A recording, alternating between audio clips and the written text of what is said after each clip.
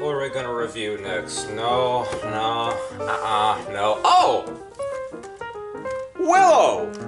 Man, I remember really liking this movie. I wonder what my friends, maybe wonder what Tag thinks of this movie. You think Willow is a great film? You think Willow is the greatest thing ever? You choose Willow? Well, guess what? Willow is a piece of crap. It's the worst thing I've ever seen. Why would you have Ron Howard and George Lucas pull this together? Stupid. It's just stupid. This movie sucks. I hate Willow. I hate Willow. It's a stupid movie. Stupid. Don't review it, Jack. I'm gonna review Willow.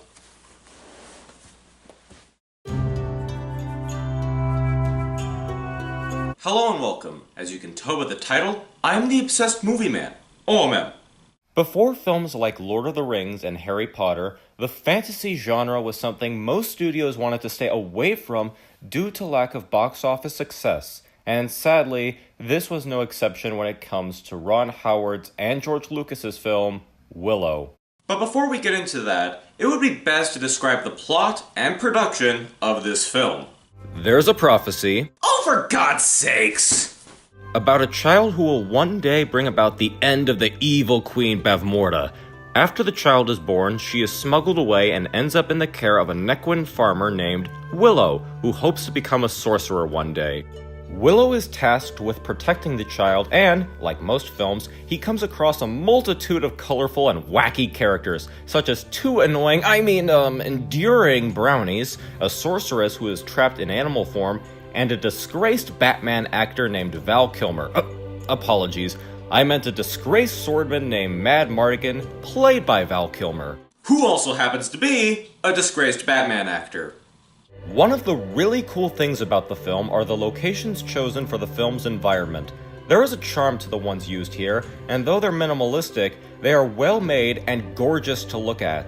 Which is funny because, like Lord of the Rings, some of this happened to be filmed in New Zealand, but we'll get into that when we discuss the similarities between Lord of the Rings and Willow. It's hilarious! From the grey and despairing design of the Knockmar Castle shot in Wales, the peaceful greenish look of the Nequin village, and to the clear snowy mountains filmed in New Zealand, they all pop and are all beautifully shown off. But the filming in the mountains was extremely difficult, however, as to get to the top of them, the cast and crew had to get there by helicopter. The Knockmar Castle battle required 150 horses, 200 extras, and 200 pigs. And the pigs were a problem because apparently the pigs kept trying to have sex throughout the shoot. Well now, I guess this brings a literal sense to the word porking. The filming went fine in the Nequin village, and a fun fact was that there were between 225 to 240 little people actors used for the scenes involving this village. That's more than the 124 little people actors used for The Wizard of Oz.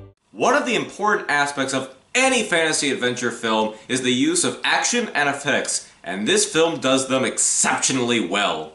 There's a very fun and entertaining action scenario where Willow and Mad Mardigan escape via a sled, which is reminiscent of the Raft Mountain scene in Temple of Doom. It's shot superbly with you feeling like you are with the characters. That feeling helps due to how it was shot, with the camera strapped to the front of the sled with a skier towing it down a hill.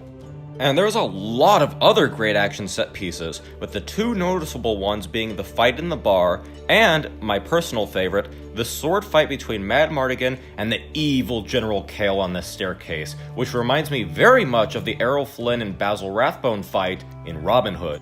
Oh, by the way, shameless plug, check out my review for Robin Hood. Link is in the description below.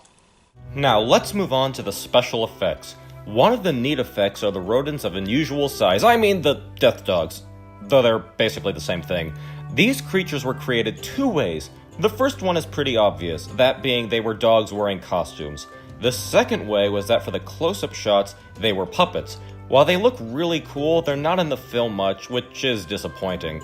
The effect for the Fairy Queen was also pretty interesting in how it was created. In fact, it's a little similar to how Tinkerbell was made in the 2003 Peter Pan adaptation. Again, shameless plug for my review of that film. Link is in the description below. Anyway, the actress playing the Fairy Queen was filmed against a black background and was overexposed. Then, she was also shot in slow motion. The end result had it so that she had an extremely bright appearance and moved in a somewhat supernatural fashion. Too bad all that's kind of pointless because she's only in one scene of the film. But still an overall good effect. This ties in with both the action and effects. There was a fantastic duel between Mad Mardigan and a dragon that was originally a troll that looked like an ape. It's not worth asking. The dragon was brought to life by Phil Tippett. You know, the dinosaur supervisor of Jurassic Park, who made it as a puppet that was controlled by a computer.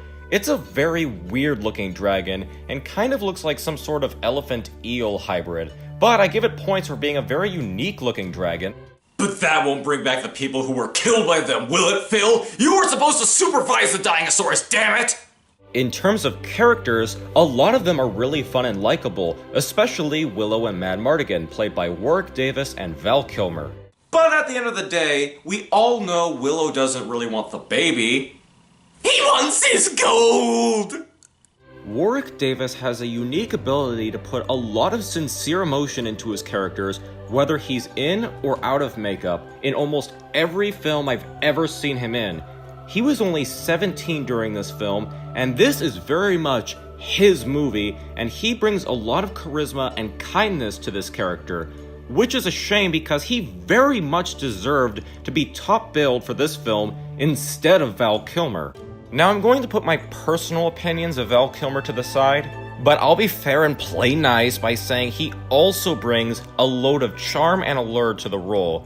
I'd compare him a bit to Han Solo, which comes from his acting, improvisation, and his interactions with both Willow and with his love interest, Saoirse. Which is funny because not only did Val Kilmer end up marrying the actress who played Saoirse, until they got divorced, but Warwick Davis also met his future wife on the set. Thus making Willow an excellent Valentine's Day and wedding gift.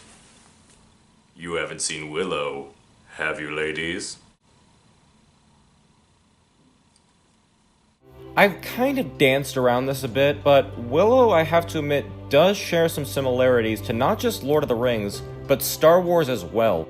Farmer Willow is similar to the farm boy Luke Skywalker. The wizard character is basically a combination of Obi-Wan and Yoda, with magic being the Force. But wait, there's even more! Mad Mardigan is Han Solo, Saoirse is Leia, and their romance is almost identical. But we're not done yet! The evil magical Queen Bavmorda is Palpatine, General Kale, who's all in armor, is Darth Vader, and they both seek the baby Allura, who ultimately serves as the Death Star plans.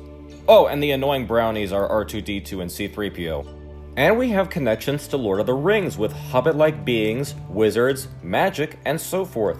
And if you want to dig really deep, there are some religious connections. The film begins with infanticide similar to King Herod or the Pharaoh of Egypt, and the baby being placed in a basket pushed down the river and coming across a new family is very Moses-like. You could even argue the baby is Jesus, as she is basically foretold in a prophecy of getting rid of evil. Which she doesn't really, and that leads into my criticisms. I can't tell you how much I hate prophecy storylines anywhere. Not just in films, but also in TV, books, and yes, even in mythology. I completely get that they are sometimes essential for storytelling, but what always confuses me is when the villain learns of the prophecy, they always try to prevent it. Now, if I'm told there's a prophecy of something going to happen, why should I attempt to change it? The prophecy is going to pass no matter what, and if I try to do something about it, it's only going to allow the prophecy to come even more true. It happened with Oedipus, it happened with Hades, it happened with Palpatine, and God knows how many other people. Sorry, I just really hate that storytelling trope.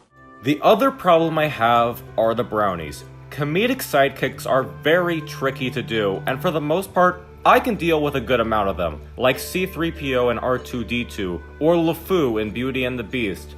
But then you get comedic characters like Jar Jar Binks, the gargoyles from Hunchback of Notre Dame, Or, in this case, the brownies. No disrespect towards the actors, but man, did I wish someone would have just stepped on them any time they talked. I describe them as both being Scrappy-Doo, both acting tough, but constantly getting into trouble. And if you hate Scrappy-Doo like me, then have fun with two of them. And the last criticism I have is the lack of development as to why Saoirse switches sides from her evil mother to the good guys. I guess you could just say she falls in love with Madmartigan, but I think you need a scene or two of her seeing the horrible things her mother has done in order to make it more believable as to her switch. In fact, there was a deleted subplot where it was revealed that her father was on the good guy's side. That would have been interesting and I think should have stayed in, and would have added more to Saoirse's conflict.